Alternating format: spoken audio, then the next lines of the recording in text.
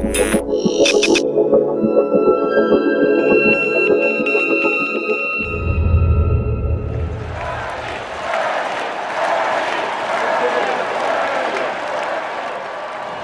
my friends, we have begun a political revolution to transform America, and that revolution, our revolution, continues. Bernie Sanders lost the primaries, choosing the presidential candidate for the Democratic Party to Hillary Clinton. But it was a glorious loss. It's a beginning, not an end. The end of Bernie's campaign marks the start of a political movement. But how do you build such a movement? And how can a new political generation bring American democracy back into the hands of the people?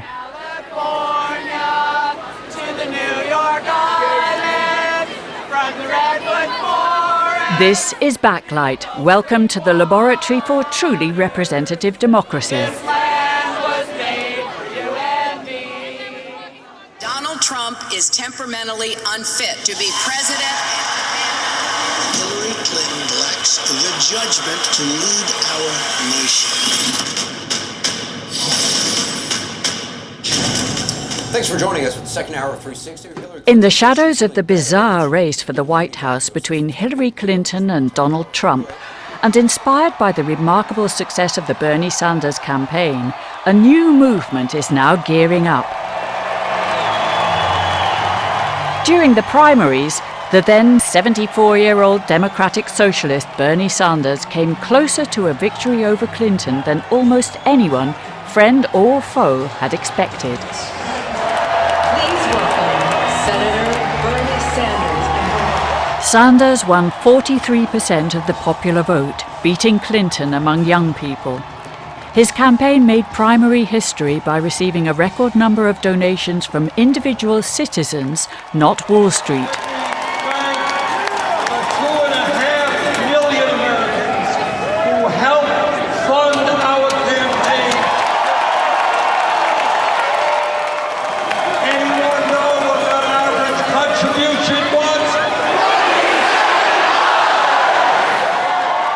To conclude the primary season, members of the Democratic Party convened in Philadelphia to choose their presidential nominee.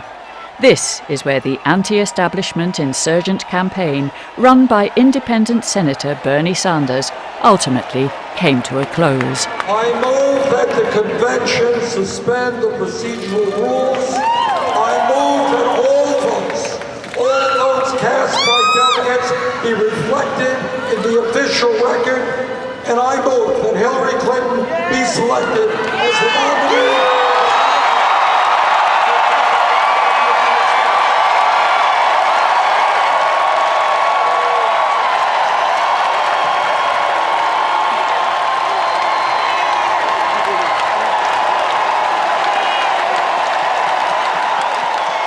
Thank you very much. I wanted to ask you about this moment, which basically is the official end of the campaign. How did you experience this moment?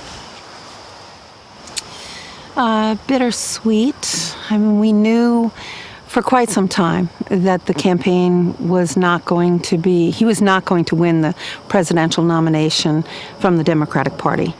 Jane O'Meara is not only Mrs. Sanders, but has been Bernie's closest political advisor for years and was part of the core team leading his campaign for president. For me, the low point of the campaign was the convention. It was difficult. They were not being as warm as we might have liked. It was definitely a convention that didn't treat our supporters as well as we wanted them to be treated. We stayed in to move the agenda forward and make it as progressive as we could and use as much leverage as we had. The media was asking us every day, every time he was in front of a camera, when are you going to drop out? When are you going to endorse? And It was hard because it was clear he was not going to be the nominee. And they started to say, well, this is just a personal thing that he's doing. No, it was to get the health care and the higher education plans through. So we sat down, we met with Secretary Clinton for a couple hours in a hotel room to map out what we needed, to be able to move forward together in unity. Hell no, DNC! We don't want no Hillary! And one of the harder things was not going out to the protests. It was such a delicate time that we wanted to have a unified convention, and if we went out, the media would have taken it totally out of context. Bernie! Bernie! Bernie! Bernie! Bernie! Bernie! Thank you, Senator Sanders. Senator Sanders has moved in the spirit of unity to suspend the rules.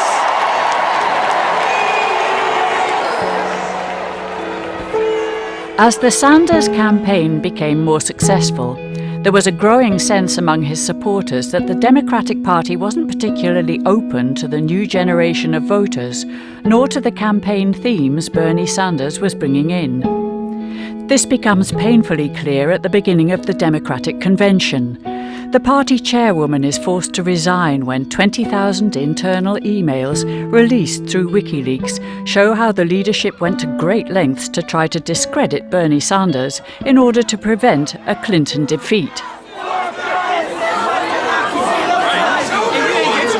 What Democratic Party leaders had orchestrated as a festive show of unity turns, after the WikiLeaks exposure, into a chaotic scene of angry Bernie delegates leaving the convention floor in protest.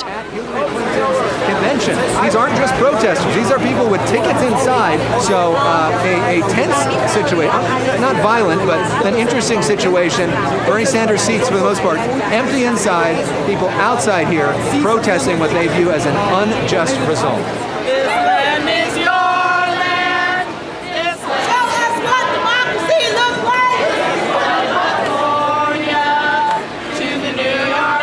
If politics is dirty, it's time to clean it up. I'm 66 years old. I have wisdom. I've been a Democrat for 45 years. I didn't join the party just to support Bernie. They're rubbing the mud in our faces. To hear just before the convention, what would I say, a confirmation of what we already knew and had been complaining about for 6 months, but to have it be that everybody knew and all our supporters had their concerns verified was really hard. And it was really hard for other people, more than it was for us. Actually, I'm saying more than it was for Bernie. It was hard for me and for the kids. He felt his response was, Jane, what's new here?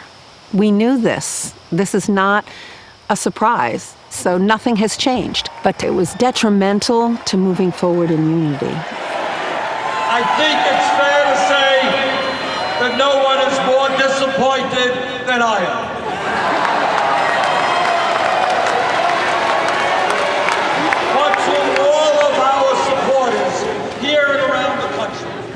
I hope you take enormous pride in the historical accomplishments we have achieved. And that revolution, our revolution, continues.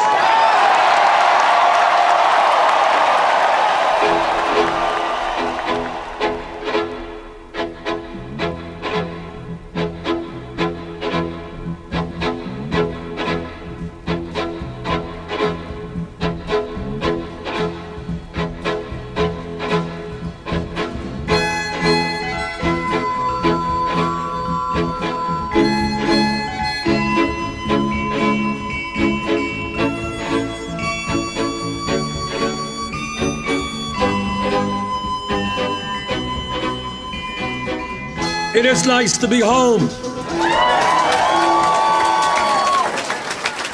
I think the question on the minds of a whole lot of people is, okay, we ran a great campaign, we woke up the American people, but where do we go from here? Burlington, Vermont, The headquarters of the campaign is where Bernie's political career started, as mayor, then congressman, and since 2007, senator in Congress. If the Democrats win back the Senate, he is likely to become the chairman of the powerful Budget Committee. The Sanders 2016 campaign will live on in a new nationwide movement. So tonight I want to introduce you to a new independent nonprofit organization called Our Revolution. It has always been, right from the beginning, a two-prong approach. It was run for the presidency and begin a political revolution.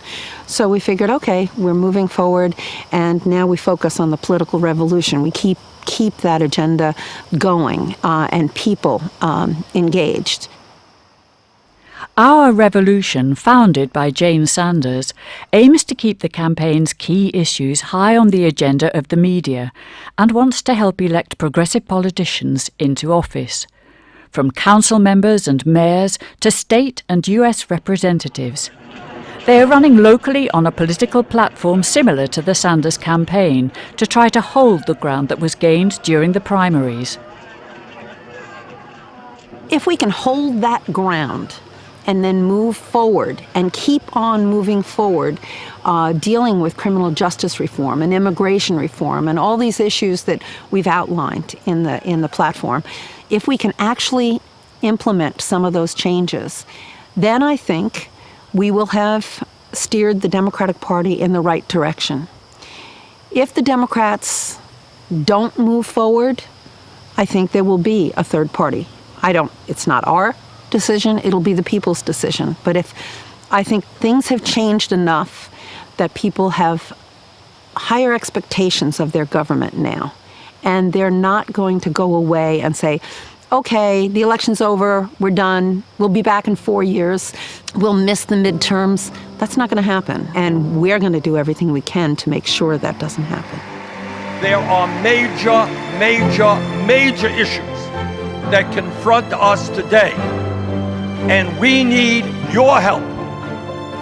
We need the idealism and the energy and the intelligence of millions of people to join us in the fight to make America the kind of country we know it must become.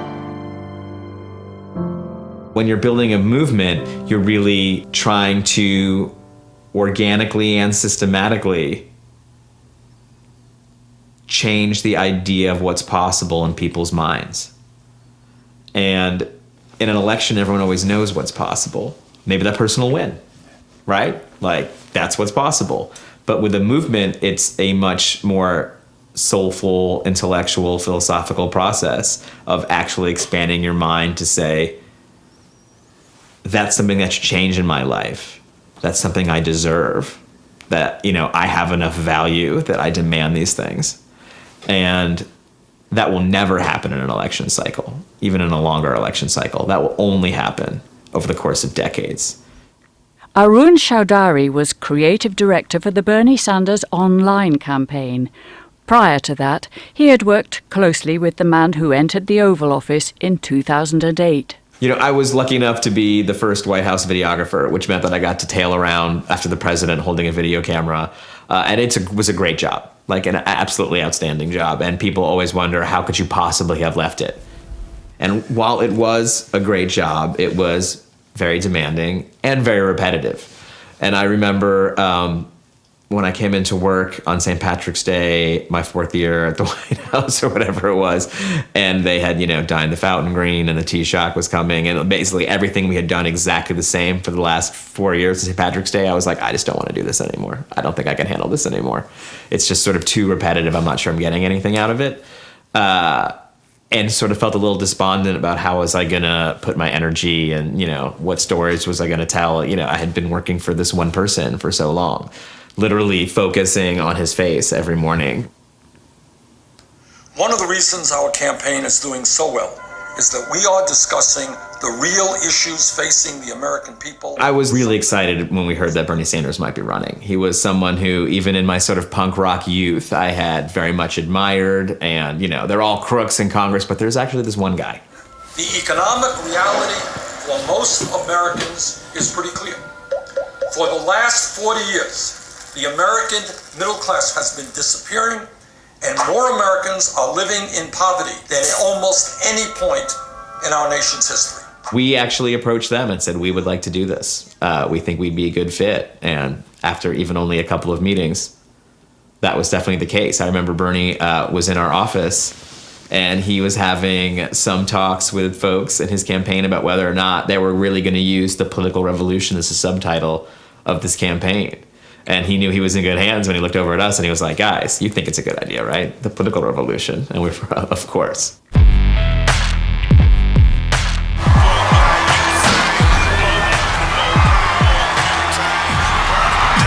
Getting hot in here. It is wrong that people have to work 2 or 3 jobs to survive. It is wrong that young people are leaving school $50,000 in debt. How do you keep the momentum going of a movement like this? I think the idea that we keep the momentum going is incorrect. I think the momentum goes. I think I think a lot of the ways in which a new kind of way of campaigning and of doing politics was formed was during the Obama campaign. Those same tools were then used, further democratized by Bernie Sanders to sort of put cracks in the political machine that's going on. Our job is to bring people together. Normally, a political campaign is about control. The far longer you get into it, the more, first you're a volunteer, then you're a precinct captain, you get talking points, you're sort of brought into a campaign family. This was a movement. It relied so much on people in the community making content, sharing content, that I wasn't going to be able to control the look, feel of. Our designers weren't going to be able to manipulate. Vote for us. The single mothers who work for $7 an hour and never quite make it. The graduates with dreams deferred by crushing student debt. The veterans. We made our content knowing that it was going to kind of live in a sea of very colorful, self-created content. Someone who kind of came into this campaign from the Obama world thinking user-generated content is kind of a fishy, weird proposition that I don't really want to have anything to do with, to being a cheerleader and champion of it. The Bernie Sanders campaign message, focusing on income inequality and the economy of the 99%, particularly resonated with young people. The votes of young people. Sanders dominated the youth vote, beating Clinton by 80% in some states. Young people understand that they are the future of America, and they intend to help shape that future. I think when we're talking about the young people at Bernie Sanders rally, they have a very common experience, which is the Great Recession of 2008. They have a time in which they were told that they were growing up in the richest country on earth, but no one they know has any money. Everyone is working 1 million jobs, but no one is getting ahead. And I think they feel inherently like politicians were lying, are lying, and will continue to lie about that. And so want to see an authentic face on someone that they will actually support. And I think you saw this really clearly with Bernie Sanders. I think when I watched them, in the beginning, it brought me back to that first debate when I met Bernie. I fell in love with him then and there, I think. I fell in love with his ideas. I thought he embodied everything I ever believed in. And I would see that in people's eyes. And I remembered having that feeling, thinking, oh, I recognize that. But I think people liked that he spoke from the heart and he told the truth. He never changed his words from one group to the other. He said the same thing to everyone, whether they wanted to hear it or not. Thank you for coming. We went to an event in Iowa. We drove up, Phil was driving, and Bernie said, oh, look, Phil, look at those lines of people. What are we competing with? And Phil says, I think that's you, Bernie. Like, we couldn't believe it. And when you stand together here in Cedar Rapids, you're not only protecting the people in this community. All right, I can use that. You're not only protecting the people in this community. The first huge rally we did was in Minneapolis, where, you know, we were trying to get bagels for a couple hundred people and like 8,000 people showed up, which was amazingly gratifying to me and very reminiscent of Obama. It also, I think, showed how with an insurgent, unlikely campaign like the Sanders campaign, how you have to catch up with physical infrastructure. In Phoenix, Arizona, there were like 10,000 people there. we were very surprised. I mean, we were surprised when it happened in Portland, Maine, but not shocked. In Arizona, we were shocked. It was exciting as could be. It was something that we said, this can happen all over the country. The movement that's built around Bernie Sanders is a specific response to our times. You know, we're living in a post-recession, post-Citizens United. You know, this generation of people, we have seen some things directly, that the culmination of many decades of bad policy, and they've come home to roost.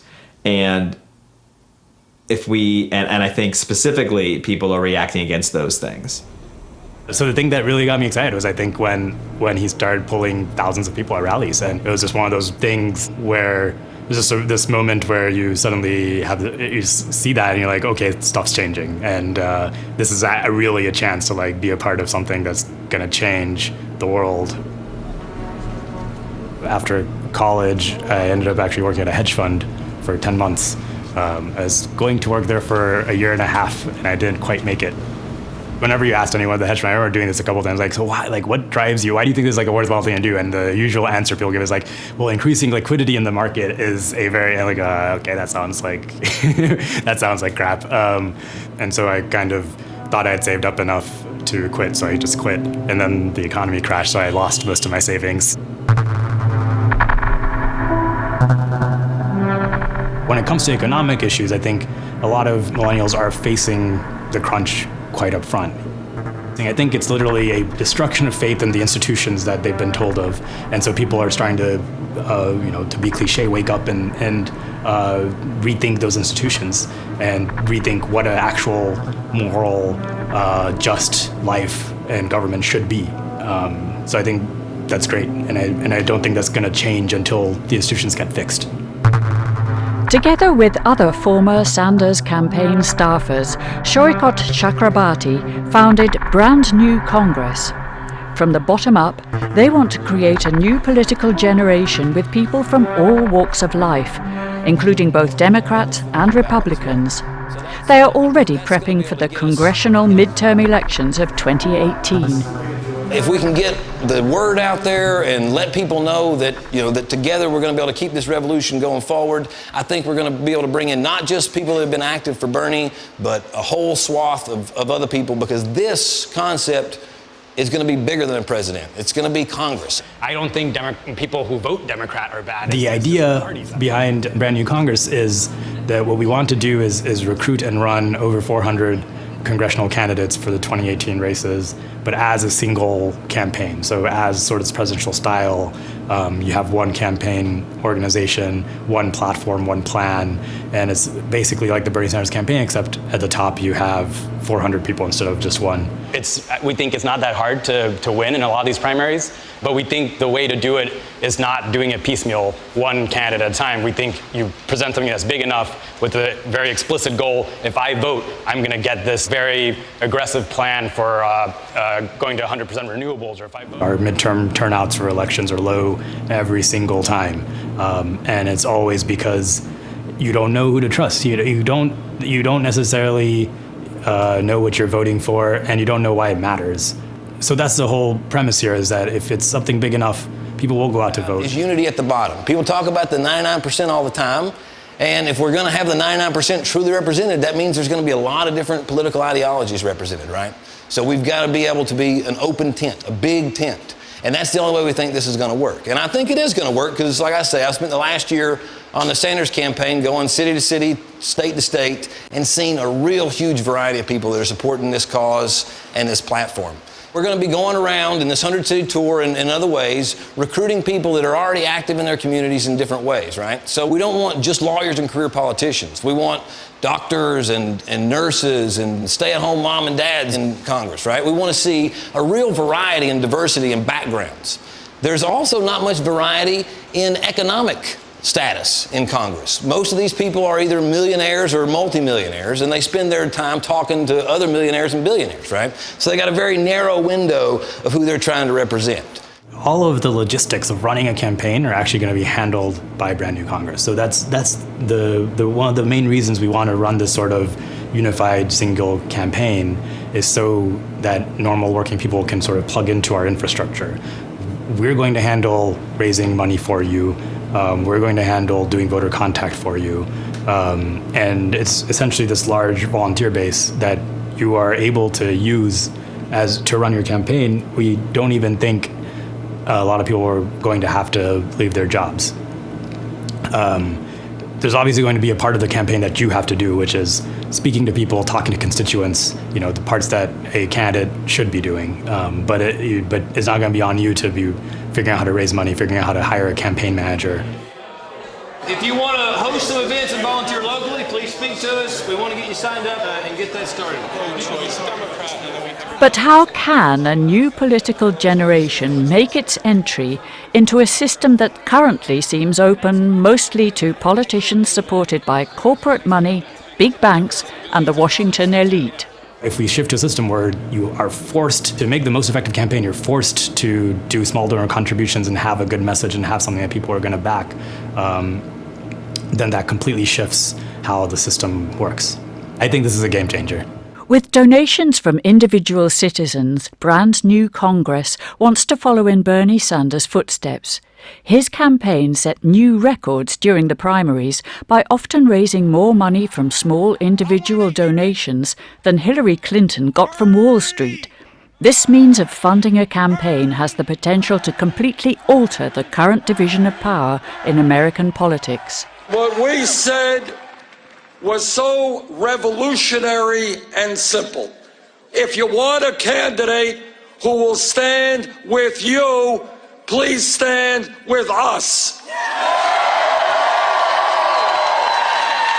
And in the last year, we have received 7 million individual campaign contributions.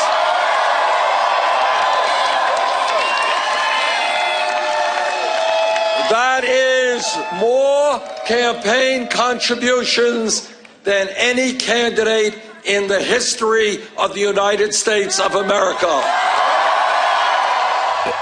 We couldn't believe it. We were astonished that that many people were giving money right from the beginning.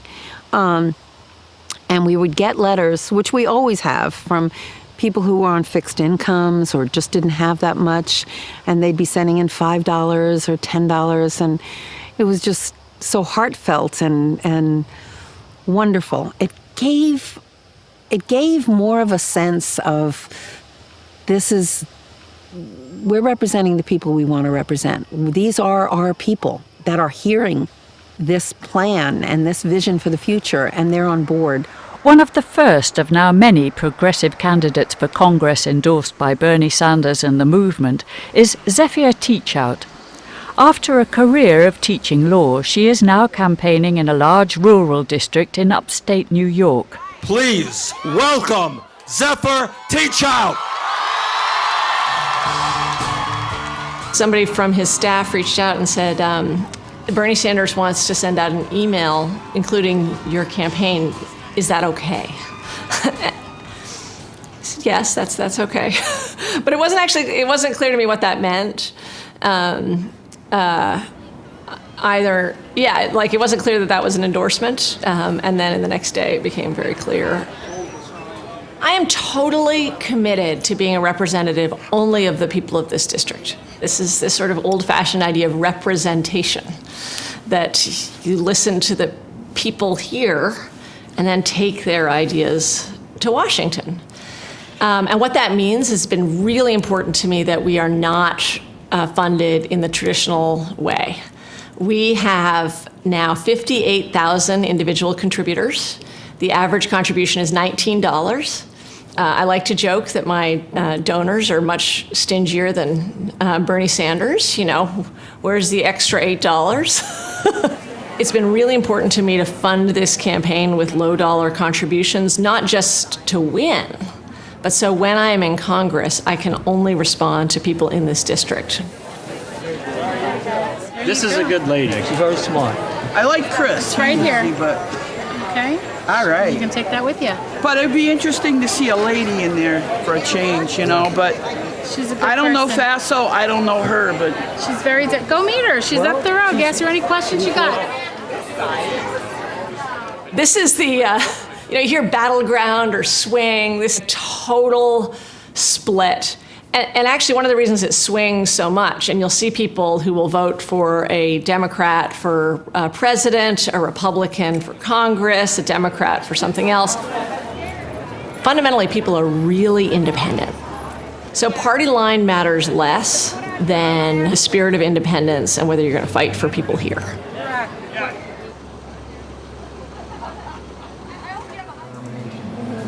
A lot of us do. And I have a bumper sticker on my back window of my truck that says, "No farms, no food." Right. Well, here's some more bumper stickers if you want some. I'll put one of those on there, yeah. Okay. What the candidates do is they just spend time talking to incredibly wealthy people who then give them money to put up those signs that you see. And so instead of listening to farmers, that basically they just spend their time listening to New York City billionaires.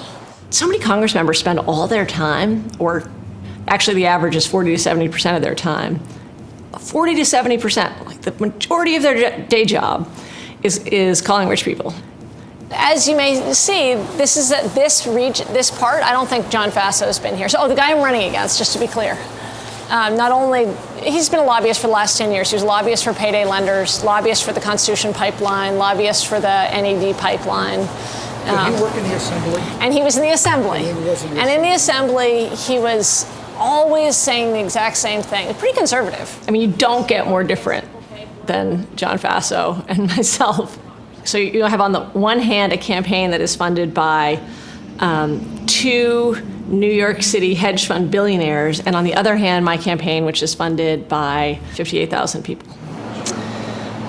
I love that you have an intense connection to working with the people, and you're very tuned into financially representing the people and not the large investors and the donors. It's been a big part of your campaign. I think that's incredibly important.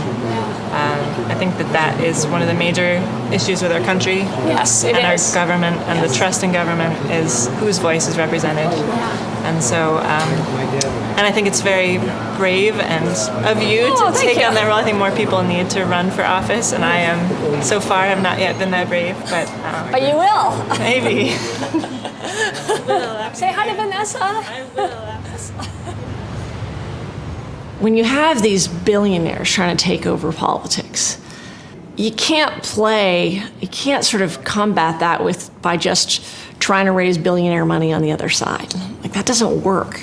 The response to billionaires taking over politics is harder, but far more rewarding work of local organizing. I think that not having to raise money directly from large campaign contributors, from having to go to fundraisers, just allows you to keep focused on your core issues, on your core message, and just doesn't dilute things. And I think sometimes, especially in an era where transparency is demanded by people, you do want to keep up the appearance. Even if you feel like you are not being influenced by something, you want to keep up that appearance that you're not, because people can see what's happening now. We live in a more transparent society. The only reason a small donor campaign or small donor back campaign like Bernie Sanders is possible is because of the fact that the internet is so big and that things can spread now without having a mainstream channel be the thing that spreads it. And it was a huge bet on the campaign's part to say, actually, we're going to raise almost all our money this way and not even have a fundraising team, not focus on dinners. And we're going to make the bet that for technologists like me, I'm like, yeah, obviously the internet's been big. Like, I kind of don't, but it's groundbreaking in the political world. Hello, everyone. My name is Verkaik, and I'm also work on the Bernie Sanders. Technology is not only a game changer for campaign funding, but also for organising campaigns. The group Coders for Sanders was a fast-growing number of coders who volunteered during the primaries to develop software and apps for the Sanders campaign.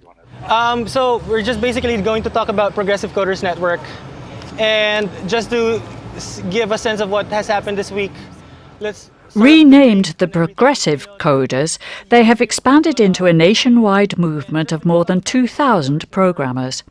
Together they are building the technology for future elections. I'm Jon Culver. I'm from Seattle, Washington. I'm a Bernie Sanders delegate. I worked on the campaign for a while. I worked with Rapi and Coders for Sanders. I built a bunch of stuff. We worked on the events map together. I built a caucus explainer that Washington and other states used to great effect called Burn Advisory. Bernie showed us the problem of this society, and that clicked into the coder psyche, like, there's a solution for this. And we thought about, and what is the problem? The problem is organizing. How can we engage these people into participating in the political process? Because Bernie keeps on saying, if we show up, we win. And that was the core of, like, okay, how can we make people show up? And that's where Burn Advisory comes in, that's where Bernie BNB comes in, that's where Ride with Bernie comes in. All these things put into a whole, engage millions of people. I'm one of those antsy people, like, what can we do from this? If we're not happy with this party structure that's been put in place, let's get to work. Like, let's see some better candidates. Let's put ourselves up. Let's start at the smallest level of building this up ourselves, because it is people powered.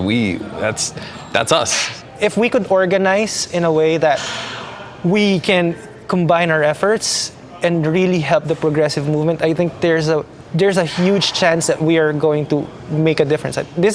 We're in a time wherein we're in the onset of the golden age of progressivism, I feel. With the close involvement of so many young people of the tech generation, the Sanders campaign built a huge online presence through, amongst others, Snapchat and Reddit. Bernie still has over 4 million followers on Twitter and 5 million Facebook friends, and his team was able to garner extremely valuable data on voters. To secure this digital inheritance and to make campaigning accessible to and affordable for all citizens, National Guard soldier and progressive coder Josh Smith is looking for new coders. So, as students here at Learn, you're a pretty unusual audience. You enrolled in this school because whatever you were doing before wasn't enough for you. For you, that could mean any number of things. For me, it's been especially hard to determine how to make a meaningful difference. Where do I even start? I thought that the best that I could do was join the Army or join the Peace Corps. I went to basic training. This was me as a platoon guide, leading all of our platoon through the very dusty trails of South Carolina. While I was there, this wispy-haired, 74-year-old, self-avowed Democratic socialist started his run for president. I grew inspired. Talk about a moonshot candidate.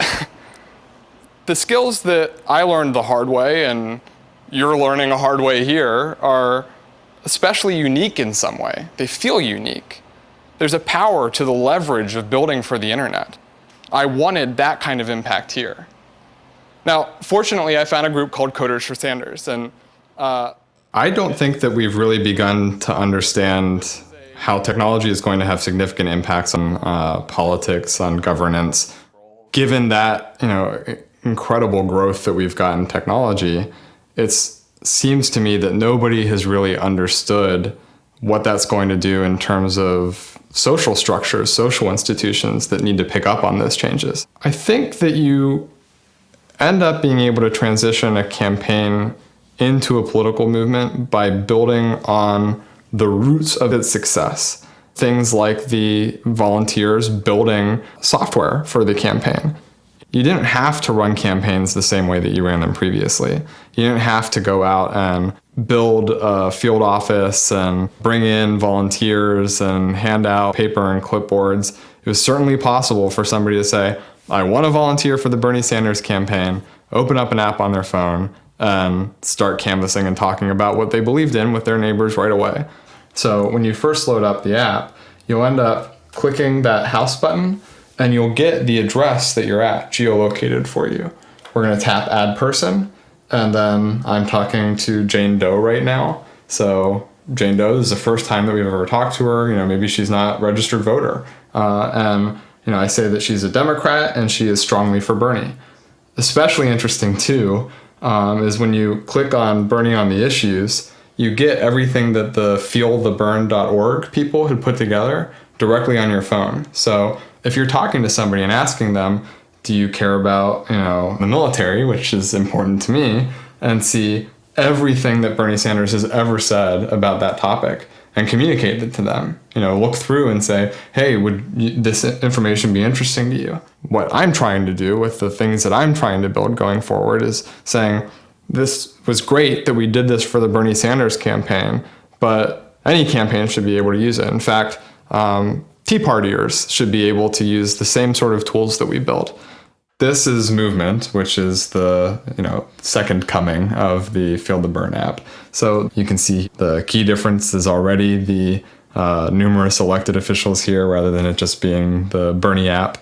You basically get to choose, maybe today I want to go out and canvass for Bernie, or maybe I want to go canvass for a particular cause, or maybe I want to canvass just generally. I want to go talk to voters. Then we'll give you a walking list with actual data. And of course, the data ends up being one of the fundamental parts of this. These are tools for democracy itself. We're trying to build this public service, this infrastructure that our government hasn't, but we as the people can certainly build. The survival of those ideas, of that way of working, of the infrastructure that powered all of it, aren't going to be dependent on a single individual, but instead, everyone can adopt, everyone can use, everyone can benefit from. And if you have that sort of pluralism powering those tools, that way of working, then it will survive anything, right? It's not even just the progressive movement at that point. It is governance as a whole, democratic governance.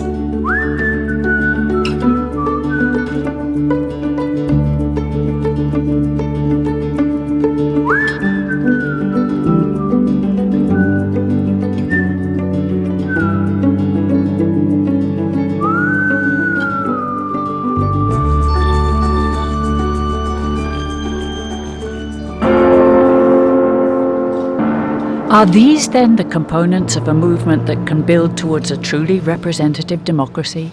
Barack Obama's victory in 2008 was historic, but it was not followed by the birth of a new political generation. There was a different kind of president, but the system in Washington remained largely unchanged. Will that be different now? Because the Sanders campaign was a movement right from the start?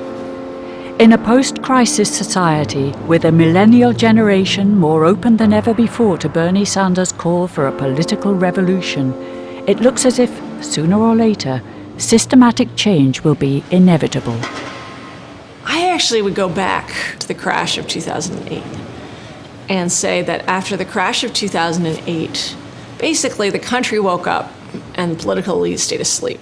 And Congress and the Senate and pundits all acted like nothing had happened. And the rest of us said, wait a second, you can't get all these subsidies as big banks and then become so fragile that you can ruin our economy. This is not a way to run an economy. This is not a way to run a democracy. With the Sanders campaign, you see that legitimate anger and that legitimate other understanding waking up and finding a real political voice. I think we have an entrenched political class, but I think for the first time, ordinary people think, I can do more than throw money at this problem. I can be more than volunteer to try to get rid of this. I can make this my life. And I think there's no way to calculate how much that will accelerate progress and also political and cultural life in this country. I think it's about to change in a lot of ways because of this moment where message and technology meet a population who is ready to move on.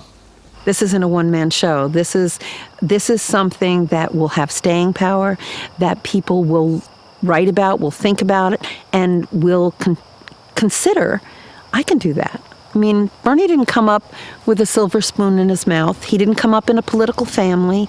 He decided he wanted to have a voice.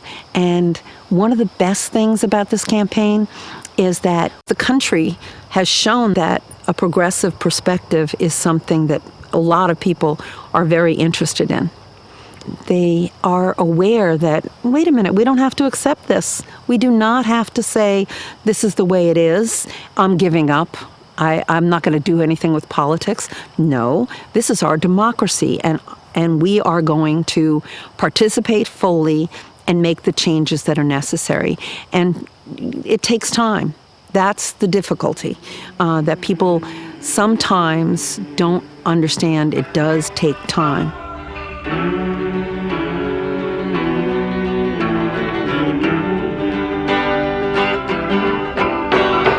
Let us be lovers, we'll marry our fortunes together. I've got some real estate here in my bag, so we bought a pack of cigarettes. Man, you just like, me over here. God. Sorry.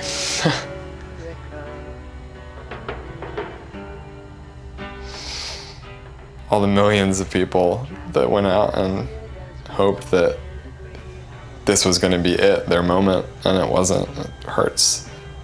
But we're not done. We're not done yet.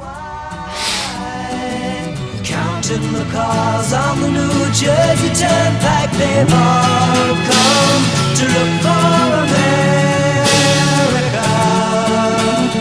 All come to look for America. All come to look. Thank you for watching. For more on this subject, take a look at the playlist. You can also watch this recommended video. Don't forget to subscribe to our channel and we'll keep you updated on our documentaries.